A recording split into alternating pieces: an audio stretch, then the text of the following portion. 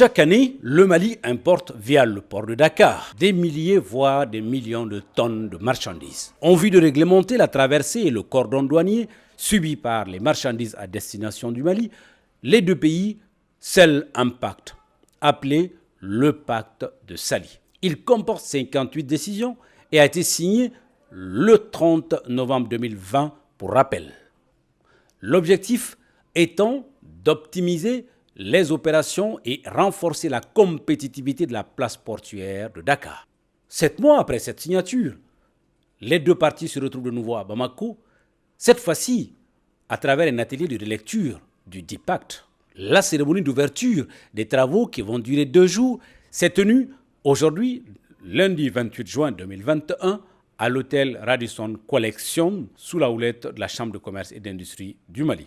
On pouvait noter une présence participative d'une forte délégation sénégalaise accompagnée de l'ambassadeur du Sénégal au Mali ainsi que du ministre des Transports et des Infrastructures, Mme Dambélé Madina Sissoko, et de son homologue de l'industrie du commerce, Mahmoud Ould Mohamed.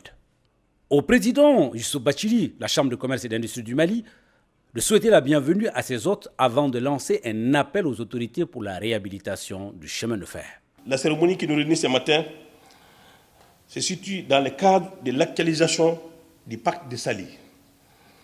La 13e grande commission mixte Mali-Sénégal, tenue le 4 au 5 mars 2021 à Dakar, avait recommandé d'échanger régulièrement des informations sur les obstacles aux échanges commerciaux et de faire prendre toutes les mesures susceptibles d'améliorer la levée de ces obstacles sur le corridor Dakar-Bamako.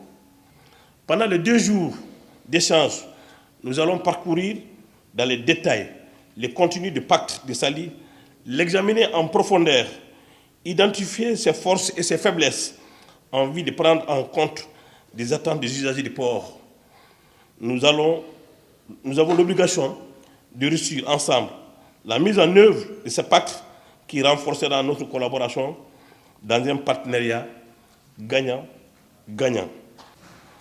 Pour booster les échanges commerciaux entre les deux pays, nous sollicitons nos autorités d'entreprendre la rénovation des chemins de fer qui contribuera, j'en suis sûr, à la promotion économique au niveau national et local, hautement attendue par les villages qui longe tout le chemin de fer Bamako-Dakar. Par ailleurs, il serait aussi souhaitable de poursuivre la réalisation du projet de navigabilité du fleuve Sénégal dans le cadre de l'OMVS.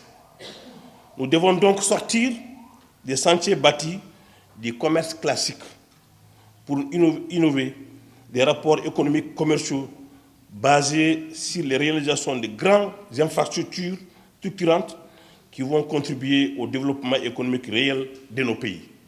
Pour le directeur général du port autonome de Dakar, Aboubakar Siddiq Bey, il a rappelé l'attention que le Sénégal accorde au Mali sur le plan économique. Pour notre part, cette occasion devra être saisie pour partager des informations sur le niveau de mise en œuvre des décisions issues de ce pacte. Il est vrai que ce pacte a vu la présence d'une très forte délégation des acteurs maliens, mais le fait de lui consacrer 2 jours pour le réviser, pour revoir, pour prendre en compte les préoccupations essentielles de notre principal partenaire, il faut le dire ici, que le Mali est le premier partenaire commercial du Sénégal. Tout pays confondu. Donc il est important que nous prenions le temps de prendre en considération les préoccupations de notre principal partenaire, sachant aussi que nous, en tant que port de Dakar, mais en tant que Sénégal aussi, avons une foi inébranlable dans les perspectives macroéconomiques du Mali.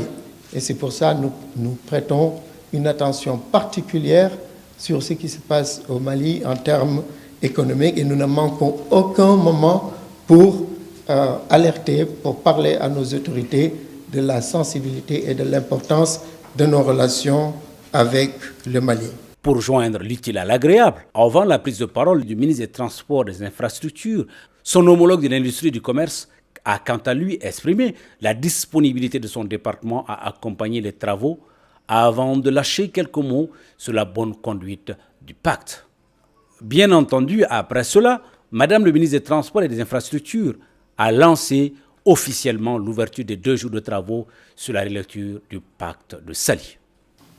Mesdames et messieurs, la tenue des journées d'information a pour objet de passer en revue les 58 points de consensus obtenus à Saly entre les acteurs de la communauté portière. Elle fait suite à une requête formulée par les opérateurs économiques du Mali, à laquelle les autorités sénégalaises ont bien voulu accéder avec la diligence habituelle. Le choix du Mali pour abriter cette rencontre se justifie d'une part par l'évolution croissante du volume de trafic des marchandises qui est passé de 3 792 555 tonnes à 4 88 247 tonnes, soit un taux d'accroissement de 7,8% en 2 ans. Pendant la période 2018 à 2020. D'autre part, la présence des Maliens sur les quasi-totalités des segments d'activité du port autonome de Dakar. Il s'agit des segments du trafic containerisé, les segments du trafic conventionnel, les trafics routiers et bien entendu les segments des hydrocarbures. En souhaitant plein succès aux travaux, je déclare ouvertes les journées d'information et d'échange sur le pacte de Saly. Je vous remercie de votre attention.